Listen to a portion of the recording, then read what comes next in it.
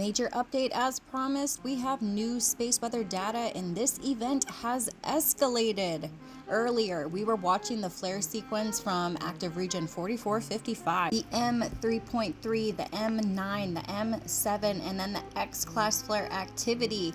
At first, the question was whether the plasma would only partially graze Earth, but now the updated modeling is showing something a lot stronger. Two of the CMEs have been modeled, and NOAA is now calling for a possible combined impact over the next 24 to 48 hours. That means that Earth may not just be getting a light brush from this plasma cloud, a larger portion of it may actually interact with our magnetosphere, and indeed that is happening. The current forecast is showing G3 geomagnetic storm potential for June the 4th and into June the 5th, with possible KPs reaching into 6 and 7. That is classified as a strong geomagnetic storm. What matters now is the speed, the density, and the magnetic orientation of the incoming plasma. The model is showing higher velocity and solar wind and an increased plasma density that's going to move towards Earth, which means that that magnetosphere is going to become more compressed once that CME arrives. It literally is cannibalizing it. You see one goes off, then the next, and then they magnetize each other. If the BZ turns south, meaning the incoming magnetic field connects more efficiently with Earth's magnetic field, then the storm can intensify rather quickly, and that's when the auroras can push much farther south than normal. This is the aurora forecast for tonight, but tomorrow is when everything is going to start intensifying. Here's where it becomes stronger, because tomorrow night's forecast, the aurora visibility could become possible across parts of the northern United States, especially middle to high latitudes, even some low latitudes. So some forecasts are showing naked eye potential across northern states. Again, photographic potential even farther south, depending on the cloud coverage, of course, and the timing and how strong the storm actually becomes after the impact. You have to have the right conditions, just enough for that BZ to slip southward, and then the magnetic field allows all of that cosmic energy to enter in. This also is happening while the moon is near full illumination, so the aurora visibility may be slightly washed out in some areas, but stronger storming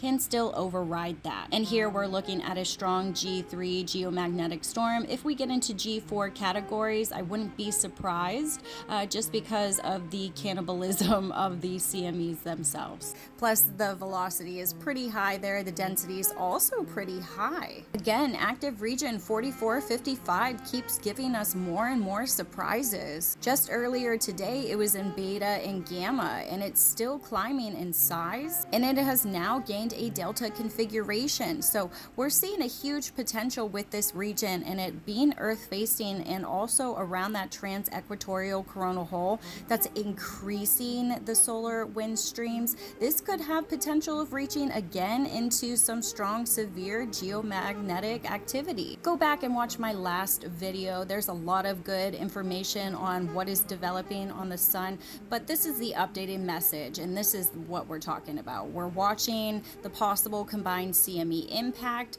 There's elevated plasma density that's connected with this. There's fast solar wind velocity and G3 possible G4 storm potential over June 4th and into the 5th, possibly even going into the 6th with these conditions kind of lingering afterwards, because we do have those coronal holes and they're just gonna keep streaming. There is still potential for more radio blackouts. There is still potential for more power grid stress and more potential for sensitive people to have extreme heightened nervous system pressure, exhaustion, anxiety spikes, headaches, ear ringing, insomnia. Vivid dreams come with this. Those heart sensations, the emotional purging and heightened intuition often comes from solar flare threats, and then CMEs and the cosmic energy entering in through the weakened magnetic field.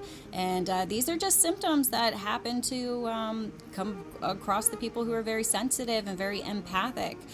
So yes, stay grounded, stay hydrated.